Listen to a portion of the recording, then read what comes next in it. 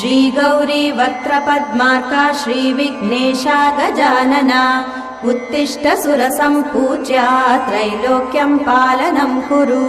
श्री गौरी वक्त्रपद्मार्का श्रीविघ्नेशा गजानना उत्तिष्ठ सुरसम्पूज्या त्रैलोक्यं पालनं कुरु।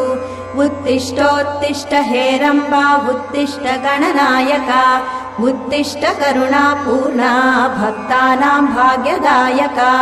उत्तिष्ठोत्तिष्ठ हेरम्बा उत्तिष्ठ गणनायका उत्तिष्ठ करुणापूर्णा भक्तानां भाग्यदायका।